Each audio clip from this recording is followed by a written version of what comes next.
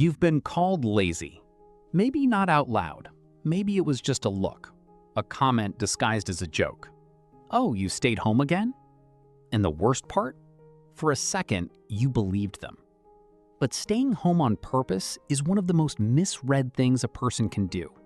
Here's what nobody tells you, what psychologists have been documenting quietly for years. Staying home isn't avoidance. It isn't fear. It isn't a personality flaw hiding behind comfort. It's actually a sign of something most people spend their entire lives never developing. And by the end of this, you'll never let anyone call you lazy for it again.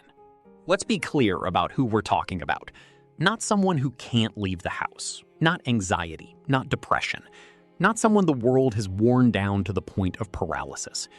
We're talking about people who could go out and simply choose not to, deliberately, comfortably, without guilt. Psychologists call this autonomous inactivity preference, which sounds like something a researcher invented specifically to avoid saying, yeah, some people just really like being home. But the concept is real, it's documented, and it's a lot more psychologically sophisticated than it sounds.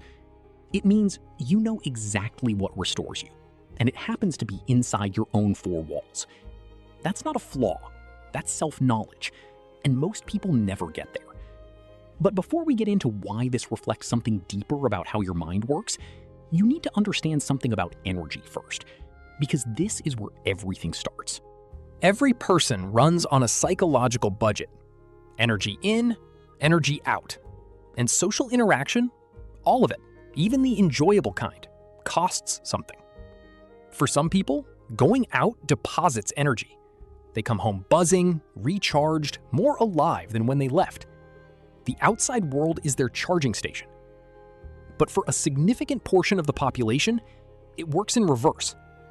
Every conversation, every commute, every small decision made in a public space, it withdraws from the account.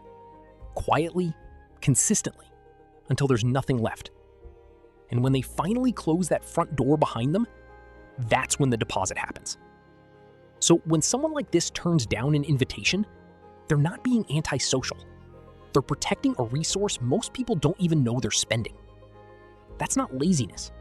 That's financial literacy. Except the currency is your own mental energy. But here's where it gets more interesting. Because the energy piece is just the surface. What's happening underneath, the control piece, that's where the psychology gets genuinely strange. When you leave your house, you surrender control. You can't control who sits next to you, whether the restaurant is too loud, whether the conversation goes somewhere draining, whether the evening runs 2 hours longer than you had energy for. At home, you control everything. Temperature, light, sound, who gets access to your time and who doesn't. And here's what the research actually shows. Environments with high personal control produce measurably lower cortisol levels, less psychological stress, sharper thinking, better emotional regulation. So the person engineering their home environment isn't hiding from the world. They're optimizing their conditions, the same way an athlete controls their diet or a surgeon demands silence in an operating room. We don't call those people lazy. We call them professionals. The difference is just optics. Now, the energy cost, the control piece, those are both about inputs, what you protect, what you filter out. But there's a third layer that almost nobody talks about openly, and it might be the most quietly exhausting thing on this entire list. Going out isn't just physically leaving a building. It's performing. It's the smile when you run into someone you barely know, the "I'm good, how are you" that neither of you actually means, the appropriate laugh at the joke that wasn't funny, the enthusiasm performed for plans you were already dreading before you left the driveway. Psychologists call this emotional labor, and it accumulates in a way that's genuinely hard to explain to someone who doesn't feel it. People who prefer staying home are often the ones most acutely aware of how much of social interaction is scripted rather than real. They're not cynical, they're honest. They've looked at the performance tax, calculated what it costs them, and decided the return isn't worth it when the authentic alternative is already right there. No script, no costume, no role. Just you, exactly as you are, in the one place that doesn't require anything from you. And that brings us to the thing that ties all of this together, the piece that actually separates people who choose home from people who simply have nowhere else they feel capable of going. And it's a skill, one most people never deliberately build. Being alone without being lonely is a skill, a rare one. Most people have never built it, and you can tell. They need noise, constant stimulation, other people's energy running in the background just to feel okay. Take that away, and they spiral. They don't know what to do with silence. Stop there for a second.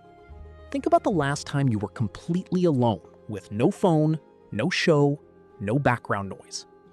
How long before it felt uncomfortable? For most people, not long. But people who genuinely prefer staying home have built something different. An interior life rich enough that four walls and quiet isn't emptiness, it's fullness, just a different kind.